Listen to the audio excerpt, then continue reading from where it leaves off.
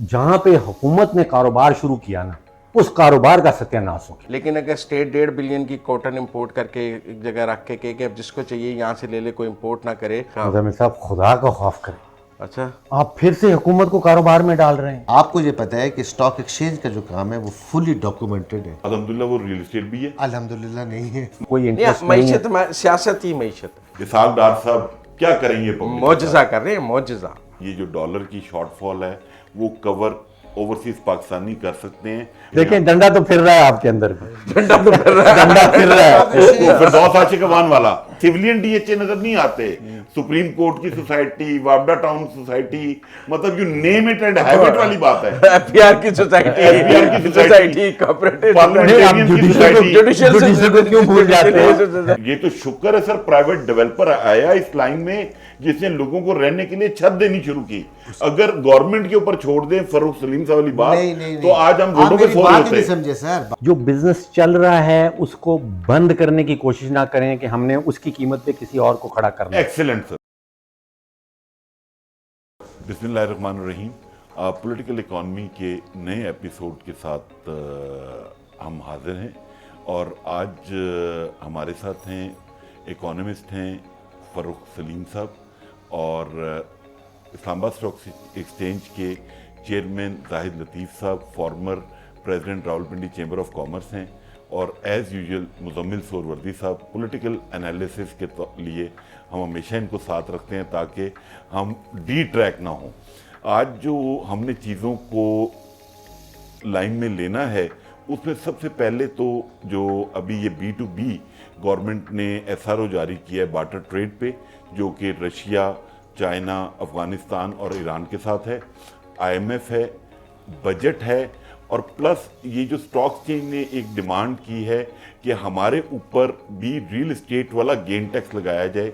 उस पर जाहिद साहब से रिक्वेस्ट करेंगे कि उसको एक्सप्लेन करें कि आप रियल एस्टेट के सेक्टर के साथ कैसे कोलैबोरेशन में आना चाह रहे हैं गेन टैक्स में। तो मैं सबसे पहले फरूख सलीम साहब से रिक्वेस्ट करूंगा कि वो थोड़ा सा ये बार्टर ट्रेड के ऊपर एक्सप्लेन करें ताकि थोड़ा सा लोगों को आइडिया हो कि ये क्या होने जा रहा है, इसका बेनिफिट भी है या ये खाली एक SRO ही रह जाएगा। देखिए, बार्टर ट्रेड का हवाला जो है वो जाता है कहीं 2,500-3 हज़ार साल पुराना। जब करेंसी नहीं थी हमारे पास तो उस वक्त बार्टर ट्रेड चलती थी, नॉर्म था एक। वो नॉर्म टूटना शुरू हो गया जैसे ही करेंसी वजूद में आ गई। अब वो इकोनॉमिक्स की एक टर्म कहलाती है कोइंसिडेंस ऑफ डबल वांट्स।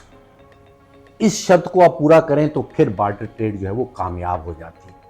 अब वो शर्त क्या है उसको मैं आसान अल्फाज में, उसका मतलब ये है कि जाहिद लतीफ़ साहब बैठे हैं, ये कपड़ा बनाते हैं पाकिस्तान में, इनकी टेक्सटाइल में, और ये बार्टर करना चाहते हैं अफ़गानिस्तान के साथ। और अफ़गानिस्तान में एक फार्मर है जो अनार उगाता है। तो ये ट्रेड उस वक्त तक नहीं हो सकती जब तक जाहिद साहब को अनार ना चाहिए हो और उसको कपड़ा ना चाहिए हो। ये कंपनी ए है पाकिस्तान में, वो कंपनी बी है अफगानिस्तान के अंदर। अब ऐसा दुनिया में होता बहुत कम है कि एक बेचने वाला जो कपड़ा बेचने वाला है उसको अनार चाहिए हो, और वहां पे जो अनार खरीदने वाला है या अनार बेचने वाला है उसको कपड़ा चाहिए हो।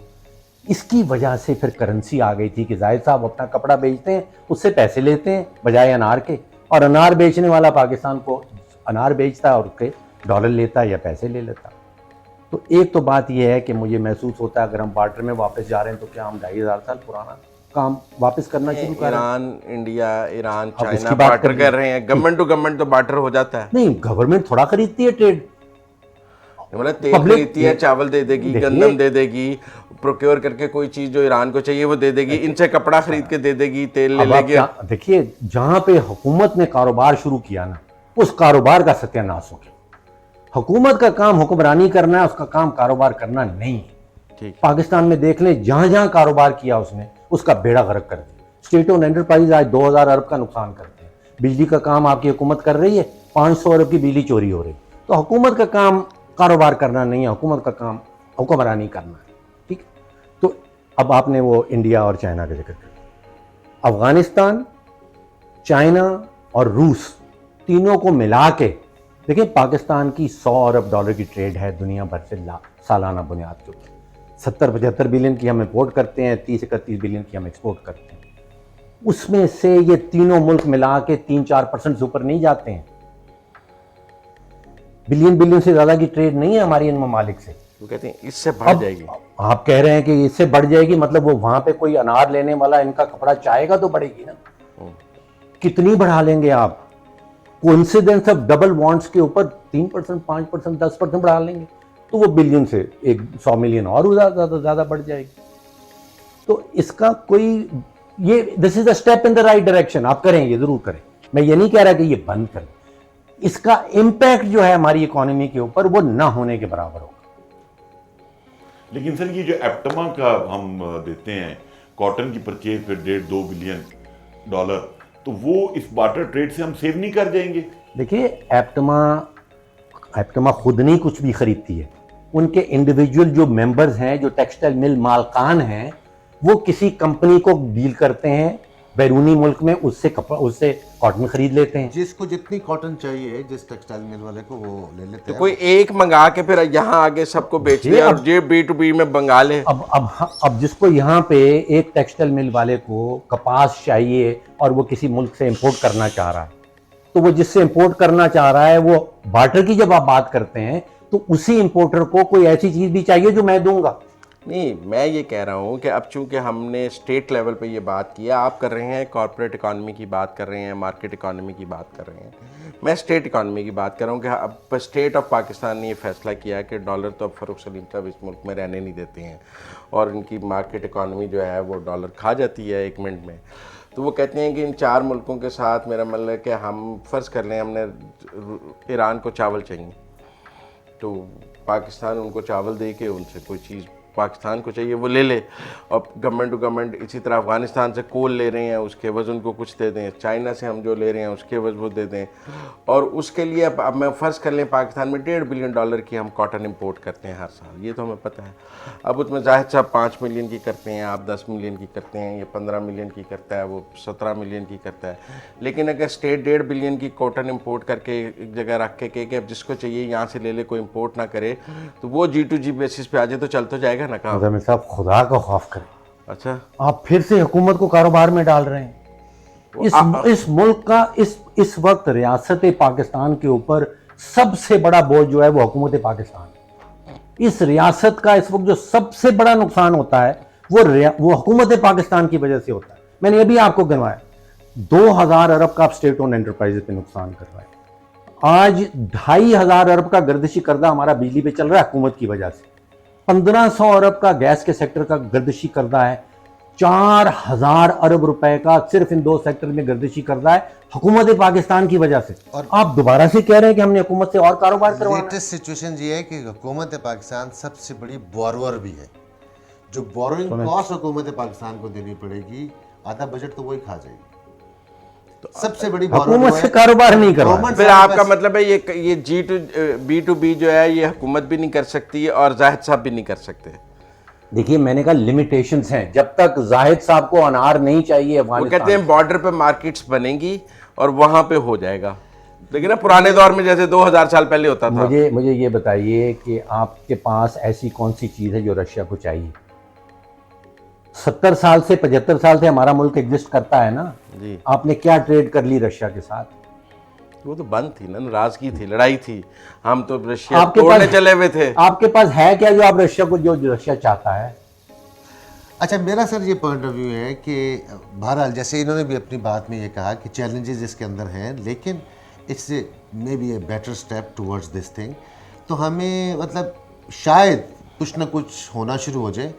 इसके डबल इफेक्ट भी है ना। ये नहीं है कि आप अपनी इंपोर्ट के लिए तो डॉलर बचा रहे हैं, लेकिन जो एक्सपोर्ट कर रहे थे जिससे कुछ ना कुछ डॉलर आ जाते थे और जो हमारा मामलात ज़िंदगी को चला लेती थी, तो बार्टर ट्रेड में तो हमें एक्सपोर्ट की सूरत में डॉलर भी नहीं मिलेंगे। तो वो डॉलर के रिजर्व वो भी एक चैलेंज है। बट मेरा ख्याल है कि दिस इज बहुत मुस्कुराए, this is a step towards you know dollar भी कम हो जाए। इसमें चैलेंज तो है, लेकिन आखिर दुनिया के अंदर कुछ ममालिक ये काम कर रहे हैं तो कुछ ना कुछ सक्सेस हो रही है। तो हमें ये इसको देख लेना चाहिए, इसको आजमा लेना जो चाहिए। ममालिक कर रहे हैं वो रियासत कारोबार कर रही है। उसका दादो शुमार आपके सामने रख दूं। हाँ। जो मुल्क ममालिक ये काम कर रहे हैं, इस वक्त जो ग्लोबल ट्रेड है दुनिया भर की तजारत, हाँ, वो 30 ट्रिलियन डॉलर्स की है। ठीक है। ठीक है, उसमें से 4% से ज़्यादा नहीं है आपकी बार्टर ट्रेड। B2B 4%, 4-5% से ज़्यादा बार्टर ट्रेड नहीं है, बाकी करेंसी ट्रेड है। बाकी सब करेंसी ट्रेड है, और उसमें से तकरीबन 70% जो है वो डॉलर डिनोमिनेटेड है। देखिए इस वक्त आप अगर ये कोशिश कर रहे हैं कि डॉलर का इस्तेमाल आपने कम करना है, तो ये होने वाला नहीं है। दो वजूहात, इस वक्त जो डॉलर डेट है जो दुनिया भर ने कर्जा जात लिए हुए हैं, हमने 135 बिलियन डॉलर का कर्जा लिया हुआ है, उसमें से लगभग 80-85% डॉलर डिनोमिनेटेड है। आपने जो कर्जा वापस करना है वो डॉलर में करना है। राज साहब कह रहे हैं आपके पास एक्सपोर्ट कम हो जाएंगे, आपके पास डॉलर कम आ जाएंगे, तो आप कर्जे की वापसी कैसे करेंगे? दादी, इस पे हमारे जो चेंबर्स हैं पाकिस्तान के और जो federation of Pakistan chamber of commerce है, वो कोई पॉजिटिव रोल प्ले नहीं कर पाएंगे ये B2B में, आपके ख्याल में? उनको ऑन बोर्ड लिया गया है। देखिए बहरहाल ये for the first time Pakistan में इंट्रोड्यूस हुए हैं।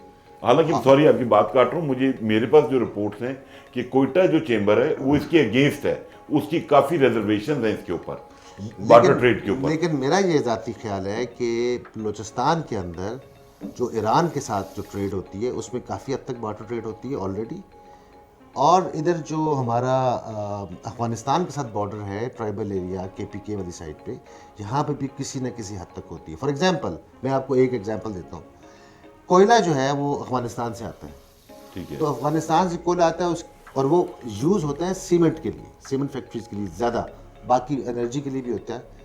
तो वो उसके बदले में उसको सीमेंट का, वहाँ पे कंस्ट्रक्शन एक्टिविटीज़ भी बहरहाल हो रही हैं, तो वो उसके बदले में सीमेंट दे देंगे, तो वो बार्टर ट्रेड जो है वो।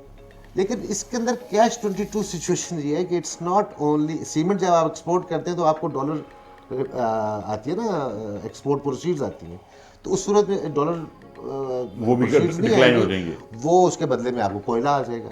सो मेरा ख्याल है कि लेट्स ट्राई इट, एक पॉजिटिव स्टेप है। एक स्टेप इसका है। इम्पैक्ट क्या आता है? फारूक सलीम साहब डराई जा रहे हैं, वो कहते हैं 2500 साल पीछे पीछे के जमानों में ले नहीं, लेंगे। जैसे प्रिमिटिव आपने मैंने तो तारीख बताइए आप। इन्होंने हिस्ट्री बताई इन्होंने है। तो वो जो 9/11 के बाद वो अंडर सेक्रेटरी ने जो मुशर्रफ को कहा था, will take you to the stone age वाली बात है। If you don't do it will take you to the stone age वाली बात कर दी उन्होंने। ये थोड़ा सा ये जो अभी स्टॉक एक्सचेंज वालों ने कुछ सुना है कि हमें रियल एस्टेट के तर्ज पे गेन टैक्स लगाया जाए, ये क्या स्टोरी है? आप ये खुद ही कह रहे हैं हमें लगा दें। नहीं, हम ये कह रहे हैं बेसिकली कि लेवल प्लेइंग फील्ड दी जाए। आपको ये पता है कि स्टॉक एक्सचेंज का जो काम है वो फुली डॉक्यूमेंटेड है, ठीक है, और फुली रेगुलेटेड है। अल्हम्दुलिल्लाह वो रियल एस्टेट भी है। अल्हम्दुलिल्लाह नहीं है, नहीं, Monopoly सर, genuine है। रियल एस्टेट जो है मतलब वो सर, बायोमेट्रिक टोटली होती है, अनडॉक्यूमेंटेड है। टैक्स नहीं सर, नहीं सर, वो कुछ पोर्शन है, आप- वो हुकूमत की नेग्लिजेंस है, उसकी नालायकी की वजह से है। वो कहते हैं जो प्लॉट ट्रांसफर होता है कहीं ना कहीं रेगुलेटेड है। मैं बात शुरू करने से पहले ये कहने लगा था कि रियल एस्टेट वालों को ये बात थोड़ी तो बड़ी बुरी लगी, बड़ी बुरी लगी। नहीं, बुरी नहीं लगी है, रियलिटी को हम फेस करते नहीं सर, हैं। रियलिटी देखें, मैं बताता हूँ, आपके इल्म में भी है कि आज की डेट में भी 10 इन्वेस्टर मिलके किसी एक रियल एस्टेट के गुरु को फॉर एग्जांपल 1-1 करोड़ रुपया देते हैं और 10 करोड़ रुपया उसके बैंक अकाउंट में जाता है, और वहां से वो उठा के कोई ना कोई प्रोजेक्ट शुरू करता है। ऐसा है, बिल्कुल है, स्टॉक एक्सचेंज में इसका कोई तस्वुर भी नहीं कर सकता। बिल्कुल ठीक है। ठीक है, ये बल्कि अभी तो नया जो FBR के रूल्स बने हैं, अगर आपके पास unexplained money in your bank account है, ठीक है, दैट इज बहुत बड़ा ऑफेंस उन्होंने बना दिया उसको। और फॉर कंपनीज के फॉर इंडिविजुअल भी, फॉर इंडिविजुअल, फॉर कंपनीज, ऐसा नहीं हो सकता कि आप कंसोर्शियम बना के लोगों के अपने बैंक अकाउंट में पैसे इकट्ठे करके उसका प्रोजेक्ट लें। हर बंदा इंडिविजुअल, उसकी KYC होगी, नो योर क्लाइंट।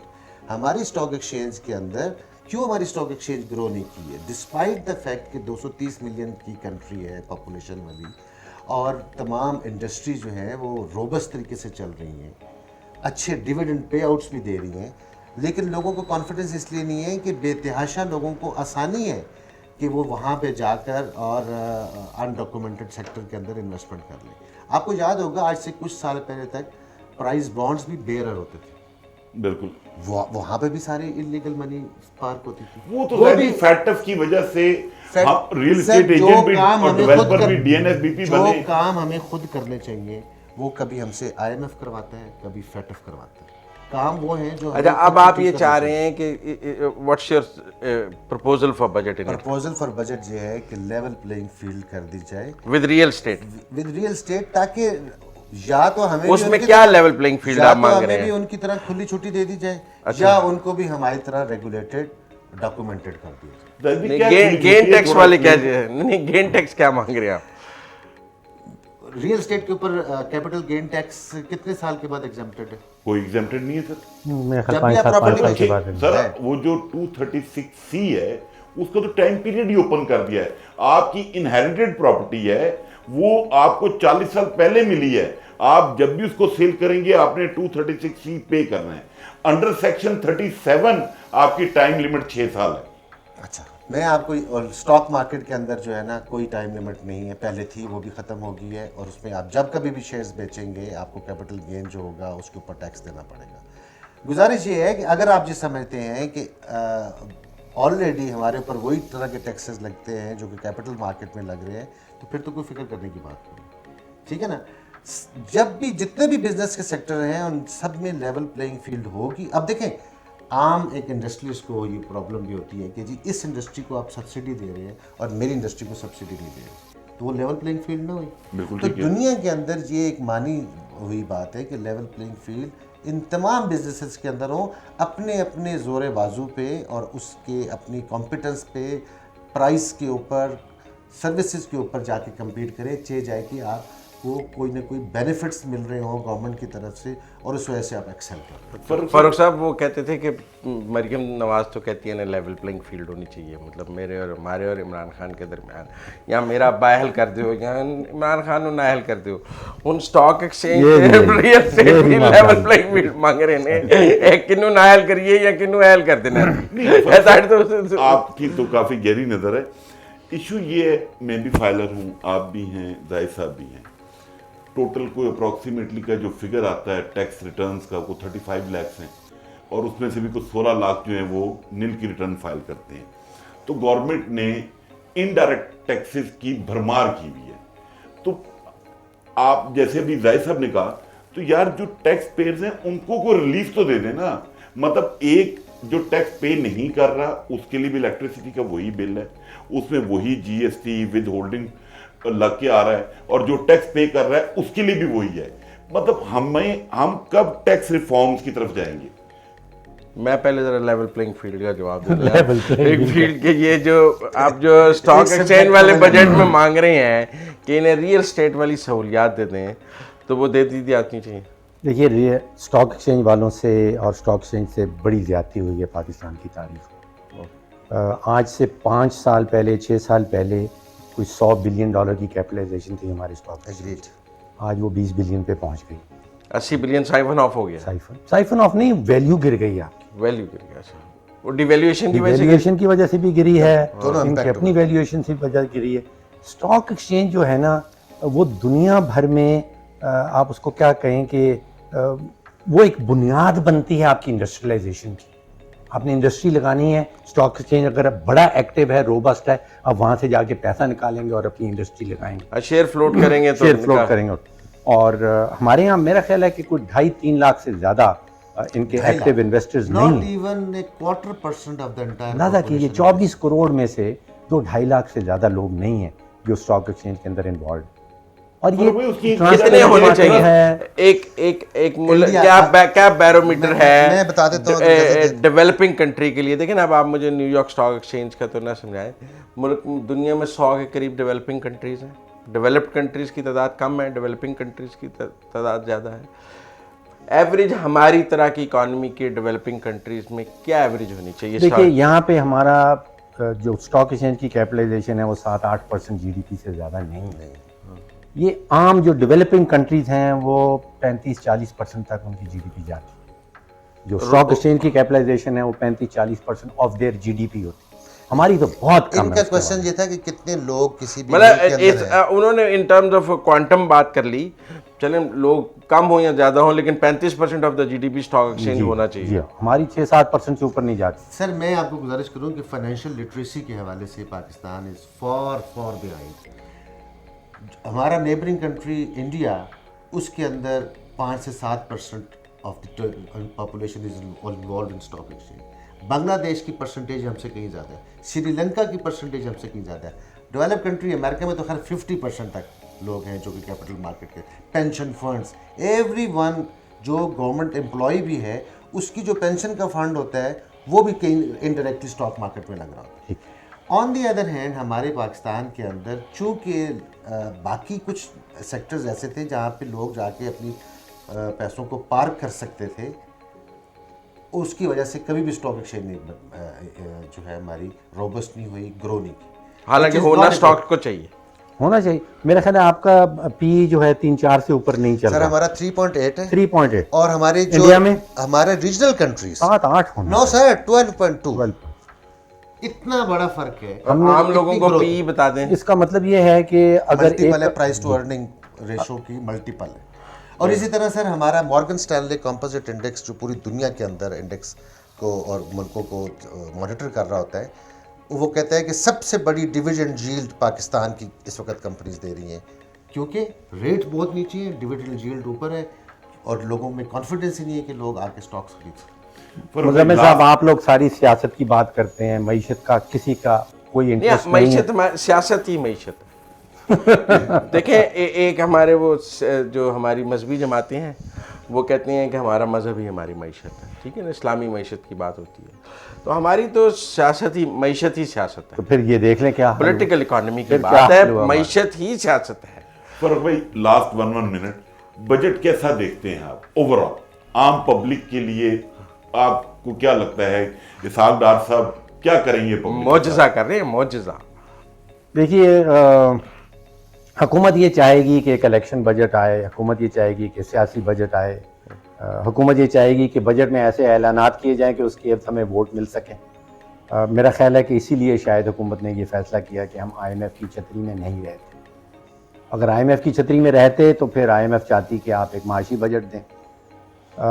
जो बजट आएगा, जैसे जिस किस्म के ऐलानात किए जाएंगे, जिस किस्म की अभी हम देख रहे हैं ऐलानात हो रहे हैं, जो आपके सस्टेनेबल डेवलपमेंट गोल्स के हवाले से जो MNAs को पैसे बांटे जाने हैं और जो तनख्वाहें बढ़ाने लगे हैं। मेरा खदशा ये है कि इस बजट के बाद बहुत सारे मिनी बजट्स का हमें सामना करना पड़ेगा, और उसकी वजह यह है कि ये माली साल जैसे वो मिनी खत्म होता बजट है, सिलेक्शन के बाद आएंगे, इलेक्शन के बाद इलेक्शन। ये मेरा शायद, देखिए, ये माली साल खत्म होता है तो अगले माली साल में IMF के बगैर हम नहीं चल सकते। 41.8 अरब डॉलर की ग्रोस फाइनेंशियल रिक्वायरमेंट है अगले माली साल। और ये जो चाइना की सपोर्ट की बात हो रही है कि China out of the way जाके हमें सपोर्ट करेगा, देखिए, 6 महीने पहले चीन ने, सऊदी अरेबिया ने, UAE, जिनको हम कहते हैं फ्रेंडली कंट्रीज, वो आपको साफ अल्फाज में कह चुके हैं कि IMF की छतरी आपके पास होगी तो हम आपकी मदद करेंगे।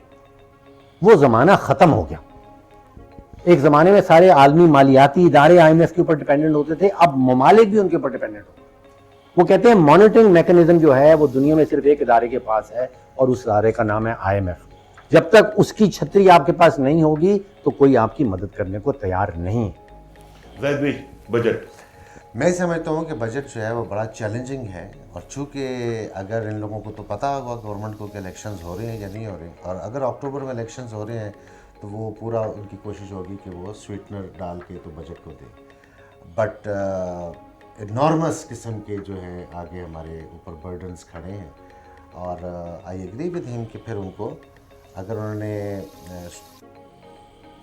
बहुत ज़्यादा लोगों को सहूलत देने की कोशिश की तो फिर उसके बाद मिनी बजट्स लाने पड़ेंगे, बार बार लाने पड़ेंगे। ज़ाहिद भाई, आप नहीं समझते कि हमारे डिपार्टमेंट, फाइनेंस मिनिस्ट्री, SBR की काफ़ी ऐसी नालायकियाँ हैं जिसकी वजह से मैं और आप बहुत सफ़र करते हैं, जबकि वो ऐसे एवेन्यू से टैक्स जनरेट कर सकते हैं जिससे कि चीज़ें काफ़ी बेहतर हो सकती हैं। देखिए सर, जैसे भी आपने पॉइंट आउट किया कि काफ़ी ऐसे एरियाज हैं रियल एस्टेट के जहाँ पे चेक एंड बैलेंसेस नहीं है। अब लाइक मैं CDA की अगर बात करूँ तो अगर आप CDA में जाते हैं, आपकी बाकायदा बायोमेट्रिक होती है विदाउट पेइंग सिंगल, मतलब 1 रुपया टैक्स पे किए बगैर आपके नाम पे टाइटल चेंज नहीं होता है।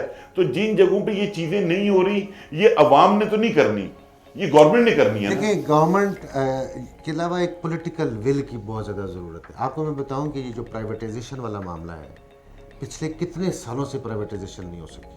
और जितनी स्टेट ओन्ड इंटरप्राइजेज जो पाकिस्तान को शदीद तरीन नुकसान पहुंचा रही हैं, उसके लिए जब तक पॉलिटिकल विल नहीं होगी, जब तक ये सारे के सारे इकॉनमी के ऊपर एक सेम पेज पे नहीं पहुंचेंगे, ये काम नहीं कर सकेंगे। जब मैं गवर्नमेंट में आता हूं तो मैं कहता हूं मैं प्राइवेटाइजेशन करने के लिए तैयार हूं, ये अपोजिशन में बैठते हैं तो ये मेरी मुखालफत करते हैं। फिर जब अगली दफ़ा ये गवर्नमेंट में आ जाते हैं, ये कहते हैं नहीं यार वैसे बड़ा ज़रूरी है करनी है प्राइवेटाइजेशन, मैं मुखालफत करना शुरू कर देता हूँ। इसके लिए हम बिज़नेस कम्युनिटी ने बड़ी भरपूर कोशिशें की हैं चार्टर ऑफ इकॉनमी के हवाले से, बट हमें कोई कामयाबी हासिल नहीं। नहीं तो वैसे जो अदारे हैं उनको रोल प्ले नहीं करना चाहिए जैसे बाकी रोल प्ले हो रहे हैं, मतलब आप कह रहे हैं कि डंडे से चार्टर ऑफ इकॉनमी करा लें फारूक सलीम साहब, चल जाएगा? अगर एक कमरे में आर्मी चीफ साहब सारे सियासी जमातों के सरबराहों को बुलाकर एक चार्टर ऑफ इकॉनमी पे दस्तखत करा लें तो मसाइल हल हो जाएंगे। लार्जर इंटरेस्ट आपको पता है कि रेको डे किसने हल करवाया? फौज ने। आपको पता है FATF किसने काम करवाया? फौज ने। कार्की किसने काम करवाया? फौज ने। तो why not PIA, why not Pakistan steel mill, तो एयर मार्शल लगा तो दिया था PIA पे, और क्या प्राइवेटाइजेशन में फेंक दें और कोई तरीका नहीं। वो कहते हैं स्टील मिल 1 रुपए में दे दें, आप PIA 1 रुपए में भी दे दें तो बचत है, आप डिस्को 1 रुपए में दे दें बचत है। PIA लेगा कौन? 450 अरब रुपए का उसके ऊपर कर्जा है। वो कहते हैं कर्जा रख के आप वैसे ही दे दें कि बस आप ले लो। बिल्कुल दे, हैं? बिल्कुल दे।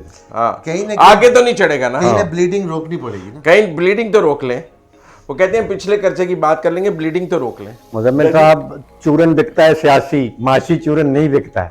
आप लोग मीडिया वाले जो हैं 98% टाइम आप अपना सियासी चूरन भेजते हैं। बिकता है, लोग देखते हैं ना जी, आपकी बात नहीं सुनते हैं लोग जब तक आप उसमें सियासी तड़का ना लगाएं। इसीलिए तो आपने लोगों को फॉलो करना है या लोगों को लीड करना है? आपने उनको सही रास्ते पे लेके जाना है या अगर वो गलत रास्ते पे चल रहा है उसी को फॉलो करना है? इश्तिहार लेने हैं, लोग देखेंगे तो चैनलों का इश्तिहार चलेंगे ना जी।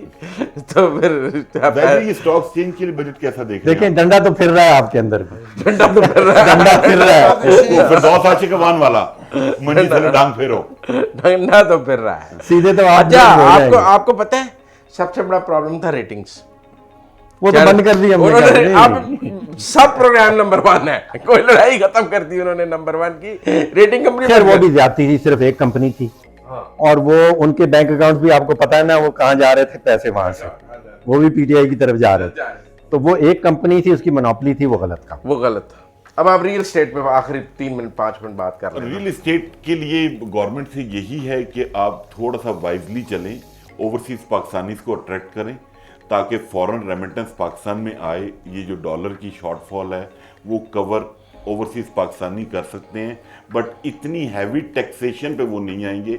जो गवर्नमेंट और रिटायर्ड गवर्नमेंट सर्वेंट हैं उनको थोड़ी सी टैक्सेस के अंदर रिलैक्सेशन देनी चाहिए, और जो सेक्टर टैक्स नहीं पे कर रहा खुदारा उसको हैवी टैक्सेशन की तरफ लेके जाएं।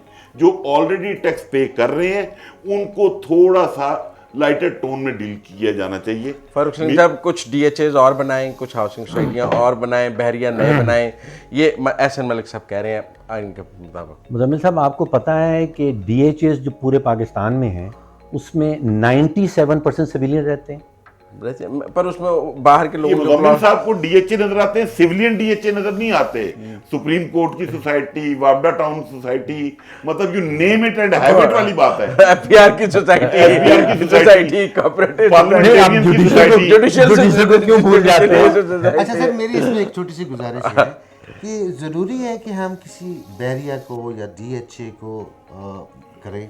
आपको ये पता होगा कि पाकिस्तान बनने के बाद फॉर एग्जांपल लाहौर के अंदर मॉडल टाउन जो है वो गवर्नमेंट, सिटी गवर्नमेंट ने कोऑपरेटिव हाउसिंग सोसाइटी है, ठीक है। तो इस किस्म की चीज़ों को क्यों नहीं इनकरेज किया जाता? सर ये है ना फिर CBA इसमें का भी लोगों को लेवल E12 35 साल हो गए जिनको अलॉट हुआ, उनको वो बेचारे मर गए। गवर्नमेंट, ये तो शुक्र है सर प्राइवेट डेवलपर आया इस लाइन में जिसने लोगों को रहने के लिए छत देनी शुरू की।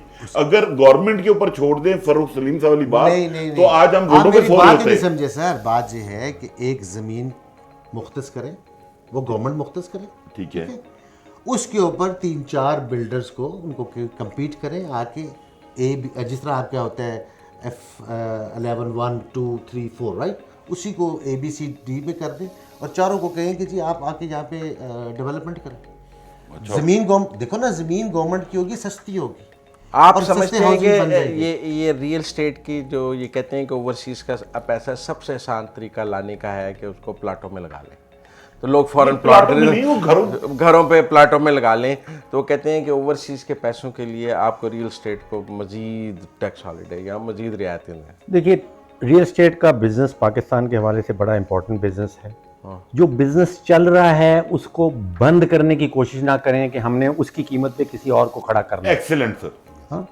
इसको खुला छोड़ें, खुला छोड़ें और दूसरे बिजनेस को भी खुला छोड़ें। हम ये नहीं कि रियल एस्टेट को बंद करके हमने वहां से पैसा किसी तरह निकाल के कहीं इंडस्ट्री में डालना है, स्टॉक में डालना है या कुछ करना है कि लोग देखिए, प्लॉट चल रहा है एक बेच बिजनेस जो चल रहा है उसको न छेड़े, उसको चलने दें, रिफॉर्म्स लेके इनको भी आए। इंसेंटिव्स दें, इनको भी इंसेंटिव। इनको भी, ये नहीं कि उसको बंद करके हमने पैसा इधर डालना। ये चलें जी, thank you very much Thank you viewer. very much. आपने कमेंट्स में बताइएगा आपको आज का शो कैसा लगा। फरूख सलीम साहब, जाहिद साहब के व्यूज़ आपने सुने, मुजम्मिल साहब के सुने। तो मिलते हैं अगले एपिसोड में। Thank you very much.